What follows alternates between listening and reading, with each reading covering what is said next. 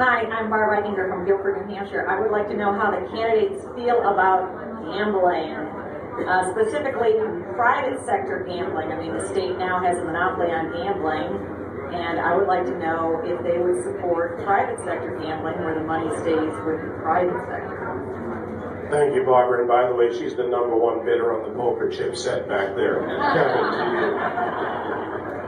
I want to be very clear on this issue because I think it's important that the voters know exactly where the next governor stands on this issue and not try to take a middle-of-the-road approach. Governor Lynch, for 7 years, misled the people on where he stood, only at the very end to say he didn't support it. I would support a plan for legalized gambling in the state, and here's what I would support. 2 licenses, both would go out to bid, and my only provisions are that, number 1, there's a strong regulatory infrastructure in place before any casinos are built, because it's important in any state that does currently have them. And number 2, any revenues derived from the gambling do not go to the general fund, because the last thing we want to see is government grow and expand and create more programs. When I worked for the state, I used to have a sign on my desk that said, "Government expands to absorb revenue and then some." And that is the truth. So I've said any revenue derived from it should go to offset property taxes, offset business taxes, or maybe even complete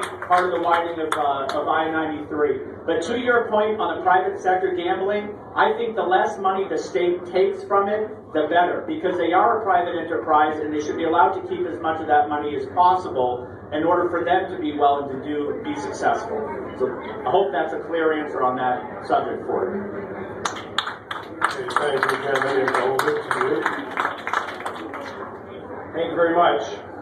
If the question is about privatizing the gambling operation, if there's expanded gambling, I certainly support that. I do not think we need government doing any more than it absolutely has to, which is why I say, why does the Department of Transportation have drilling equipment that the private sector has and can use through the private contracting process? The Department of Transportation should be a contract administration entity, not a sort of a competitor with the private sector. Same thing with expanded gambling at the I am generally opposed to expanded gambling. I don't think it enhances the quality of life in New Hampshire. I don't think it's necessary, and I'm not morally opposed to it. I'm a practicing Catholic, and I recognize that bingo's like a 8th sacrament in our church.